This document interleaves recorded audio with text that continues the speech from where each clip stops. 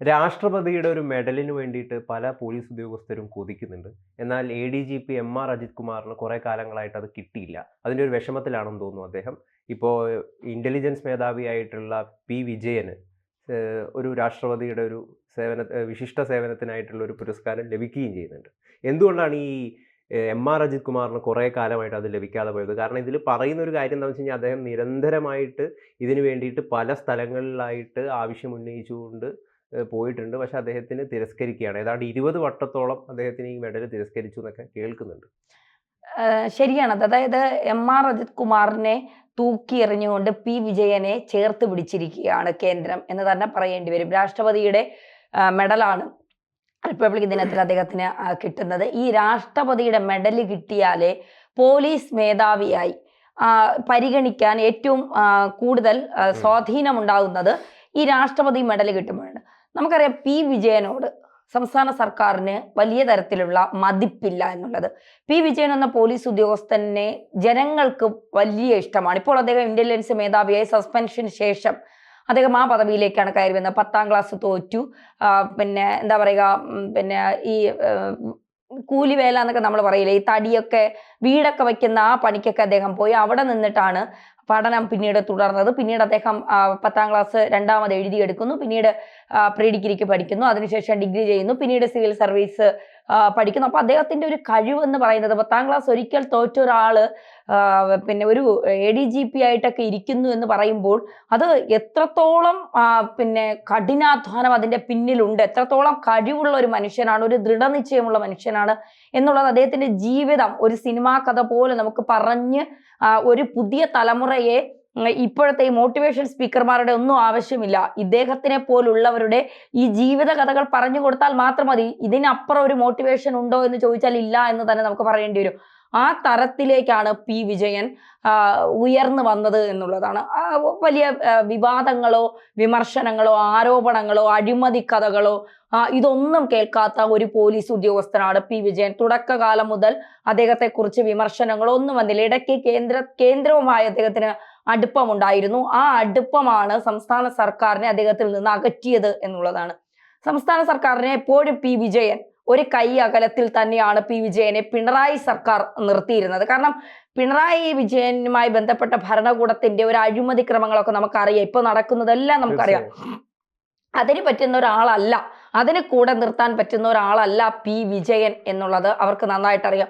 അതുകൊണ്ടാണ് എം.ആർ. അജിത് കുമാറിനെ കൂടെ നിർത്തിയതും കൂടെ ചേർത്തത്. എം.ആർ. അജിത് കുമാറുമായി ബന്ധപ്പെട്ട് കവടിയാറിൽ വയ്ക്കുന്ന വീടുമായി ബന്ധപ്പെട്ട് ഉയർന്ന വിവാദങ്ങൾ, പോലീസിലെ തന്നെ ഫണ്ട് തിരിമറി നടത്തിയതുമായി ബന്ധപ്പെട്ട വിവാദങ്ങൾ, പിന്നെ ഈ സ്വർണം പിടിക്കുന്നതുമായി ബന്ധപ്പെട്ട് വന്ന വിവാദങ്ങൾ, അങ്ങനെ വിവാദങ്ങളുടെ ഒരു തോടനായി എം.ആർ. അജിത് കുമാർ ഇങ്ങനെ മാറിക്കൊണ്ടിരിക്കുകയാണ്. അപ്പോൾ അത് കൃത്യമായി കേന്ദ്രത്തിന് അറിയാം. സൂപ്പർ DGP ആയിട്ടാണ് എം.ആർ. അജിത് കുമാർ മാറിക്കൊണ്ടിരുന്നത്, പിണറായിയുടെ ഉച്ചതോടനായിട്ട്. കാരണം നിരന്തരമായിട്ട് ഇദ്ദേഹത്തിന് RSS മേധാവിയുമായിട്ട് ബന്ധമുണ്ട്, അദ്ദേഹത്തെ പോയി കണ്ടു 2 വർഷം മുമ്പ് എന്നൊക്കെ പറഞ്ഞുകൊണ്ടുള്ള വലിയ രീതിയിലുള്ള ആരോപണങ്ങളൊക്കെ ഉണ്ടായിരുന്നു. അതിന്റെ ഭാഗമായിട്ട് ഇദ്ദേഹത്തെ ഈ സ്ഥാനത്ത് നിന്ന് മാറ്റി നിർത്തണം തുടങ്ങിയ ആവശ്യങ്ങളൊക്കെ, വലിയ വിമർശനങ്ങളൊക്കെ പ്രധാനമായിട്ടും ഉന്നയിച്ചത് നമ്മുടെ PV അൻവറിനെ പോലുള്ള MLA-മാരൊക്കെയാണ്.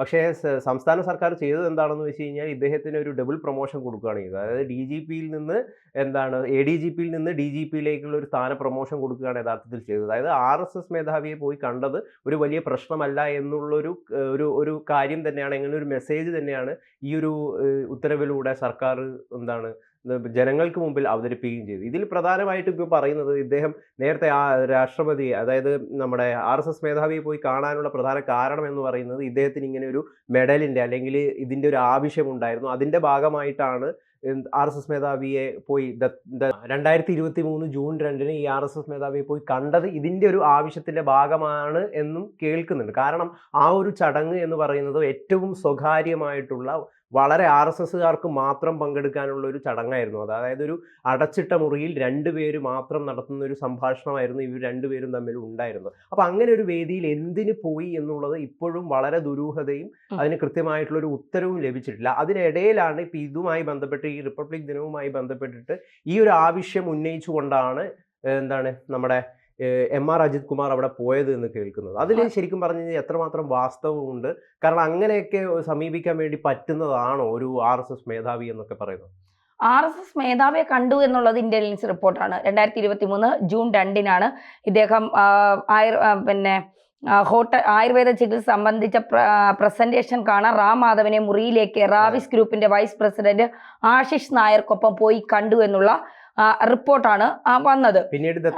ഇദ്ദേഹം മാത്രമല്ല, ജോൺ ബ്രിട്ടാസ് MP മാർ, പ്രതിപക്ഷ നേതാവ് കമൽ ഹാസൻ, റാണ ദഗുപതി, അപ്പോൾ ഇവരുമൊക്കെ ഒരു ഇന്ത്യ ടുഡേയുടെ കോവളത്തെ ഒരു കോൺക്ലേവിൽ അതിഥികളായിരുന്നു. അവിടെ വച്ചിട്ടാണ് ഇദ്ദേഹം മാത്രം ഈ റാം മാധവനെ പോയി കണ്ടു എന്നുള്ളതാണ് ഇതിന്റെ കാര്യം. ഇദ്ദേഹം പോയി കണ്ടത് പിന്നെ എന്താ പറയുക, രാഷ്ട്രപതിയുടെ മെഡലിന് വേണ്ടിയിട്ട് തന്നെയാകും. കാരണം രാഷ്ട്രപതിയുടെ, നേരത്തെ നമ്മൾ തുടക്കത്തിൽ സൂചിപ്പിച്ചതുപോലെ, രാഷ്ട്രപതിയുടെ മെഡലാണ് പോലീസ് മേധാവിയാകാൻ പരിഗണിക്കുമ്പോൾ ഏറ്റവും പ്രധാനമായി പരിഗണിക്കുന്ന ഒരു കാര്യം. അപ്പൊ അതിനുവേണ്ടി ഇപ്പോൾ പോലീസിനെ ഭരിക്കുന്ന തലപ്പത്തിരിക്കുന്ന, കാരണം പിണറായിയുടെ വലം കൈയാണ് അജിത് കുമാർ. അപ്പൊ തീർച്ചയായിട്ടും പിണറായിയുടെ വലം കൈയായിട്ട് നിൽക്കുമ്പോൾ പോലീസിനെ ഏത് തരത്തിലും ഭരിക്കാൻ ഇദ്ദേഹത്തിന് ഒരു മടിയുമില്ല. അതുകൊണ്ട് ഒരു ഭയവും വേണ്ടതിന്റെ കാര്യമില്ല.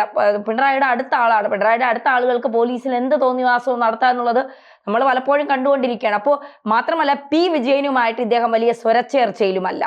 പി വിജയനുമായിട്ട് സത്യസന്ധരായ പോലീസുകാർക്ക് മാത്രമേ ബന്ധമുള്ളൂ. അല്ലാതെ അഴിമതി നടത്തുന്ന, ആരോപണങ്ങൾ ഉണ്ടാകുന്ന പോലീസിനുള്ളിലുള്ള പുഴുക്കുത്തുകൾക്കൊന്നും പി വിജയനുമായി വലിയ അടുപ്പമില്ല. അവിടെയാണ് കേന്ദ്രം പി വിജയനെ ചേർത്ത് പിടിച്ചത്. അല്ലെങ്കിൽ രാഷ്ട്രപതി പി വിജയന്റെ മഹത്വങ്ങൾ എന്ന് ഞാൻ ഉദ്ദേശിച്ചത് അദ്ദേഹത്തിന്റെ കരിയറിൽ അദ്ദേഹം നടത്തിയ കാര്യങ്ങൾ, സത്യസന്ധമായ അന്വേഷണങ്ങൾ, അദ്ദേഹത്തിന്റെ കരിയറിന്റെ തുടക്കം മുതൽ ഇതുവരെയുള്ള കാര്യങ്ങളൊക്കെ പരിഗണിച്ചുകൊണ്ടാണ് അദ്ദേഹത്തിന് ഈ മെഡൽ, രാഷ്ട്രപതി മെഡൽ അദ്ദേഹത്തിന് നൽകാൻ തീരുമാനിച്ചിരിക്കുന്നത്. മാത്രമല്ല, ഈ മുഖ്യമന്ത്രിയുടെ മെഡൽ കിട്ടിയിട്ടുണ്ട്, രാഷ്ട്രപതിയുടെ മെഡൽ മാത്രമാണ് ലഭിക്കാതെ ആയിട്ടുള്ളത്. അജിത് കുമാറിന് മുഖ്യമന്ത്രിയുടെ മെഡൽ, അത് സ്വാഭാവികമല്ലേ. പിണറായിയുടെ വലങ്കൈ ആവുമ്പോ പിന്നെ മുഖ്യമന്ത്രിയുടെ മെഡൽ കിട്ടാതിരിക്കില്ലല്ലോ, കിട്ടും, സ്വാഭാവികമാണ്.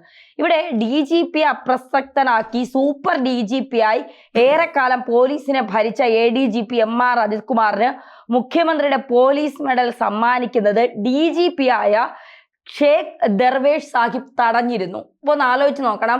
DGP ആയിരുന്ന പിന്നെ DGP അപ്രസക്തർ, അതായത് DGP വെറും റബ്ബർ സ്റ്റാമ്പ്, ഭരിക്കുന്നത് മൊത്തം ADGP അജിത് കുമാർ. കാരണം പിണറായിയുടെ ആളാണ്, എന്തെങ്കിലും മിണ്ടിയാൽ തൊപ്പി തെറിക്കുന്നത് DGPക്ക് ആയിരിക്കും. അതുകൊണ്ട് സൂപ്പർ DGP ആയി ഭരിച്ചിരുന്ന അജിത് കുമാറിനെ ഈ മുഖ്യമന്ത്രിയുടെ മെഡൽ എന്തിനാണ് കൊടുത്തതെന്നുള്ളൊരു ചോദ്യം അവിടെ നിൽക്കട്ടെ. കാരണം നമ്മൾ ചോദിച്ചാലും ചോദിച്ചില്ലെങ്കിലും പിണറായി വിജയൻ കൊടുക്കും.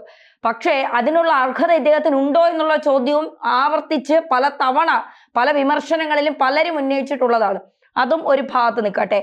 പക്ഷേ ഇവിടെ ഒരു DGP തന്നെ മുഖ്യമന്ത്രിയുടെ മെഡൽ നൽകരുത് എന്ന് പറഞ്ഞുകൊണ്ട് രംഗത്തെത്തിയെങ്കിൽ MR അജിത് കുമാർ സ്വയം ഒന്ന് ചിന്തിക്കേണ്ട സമയം അതിക്രമിച്ചിരിക്കുന്നു എന്നുള്ളതാണ്. അദ്ദേഹത്തിന്റെ വലിയ മറ്റ് ആളുകൾ തന്നെ, പോലീസ് ഉദ്യോഗസ്ഥർ തന്നെ ഇദ്ദേഹത്തിന് നേരെ തിരിയുന്നു. അതെ, തീർച്ചയായിട്ടും. മാത്രമല്ല ഗൗതം, സ്വർണ്ണക്കടത്തടക്കം വിവിധ ആരോപണങ്ങളിൽ പോലീസ് മേധാവിയുടെയും വിജിലൻസ്, ക്രൈംബ്രാഞ്ച്, ഇന്റലിജൻസ് മേധാവിയുടെയും അന്വേഷണം നേരിടുന്നതിലാണ് ഇദ്ദേഹത്തിന് മെഡൽ തടഞ്ഞത്. അപ്പൊ RSS മേധാവിമാർക്ക്, അല്ലെങ്കിൽ RSSന്റെ ഉന്നത സ്ഥാനങ്ങളിൽ ഇരിക്കുന്നവർക്ക് കറക്റ്റായിട്ട് അറിയാം ആർക്ക് എവിടെ കൊടുക്കണം എന്നുള്ളത്, അല്ലെങ്കിൽ അത്തരത്തിലൊരു പരിഗണന വേണമോ എന്നുള്ളത്. ഇത്രയും ഈ ഇന്റലിജൻസിന്റെയും ക്രൈംബ്രാഞ്ചിന്റെയും വിജിലൻസിന്റെ അന്വേഷണം നടക്കുന്ന ഒരാൾക്ക് എന്തിന്റെ അടിസ്ഥാനത്തിലാണ് രാഷ്ട്രപതിയുടെ മെഡൽ കൊടുക്കുന്നത്? RSS മേധാവി എന്ന് പറയുമ്പോൾ ചില ആളുകൾ വിചാരിക്കുന്നുണ്ടാവും ഇദ്ദേഹം മോഹൻ ഭാഗവതിനെയാണ് പോയി കണ്ടത്. മോഹൻ ഭാഗവതിനെ അല്ല, യഥാർത്ഥത്തിൽ രാം മാധവനെയും അതോടൊപ്പം തന്നെ ദത്തത്രേയ ഹൊസബല്ലയെയാണ് പോയി കണ്ടത്.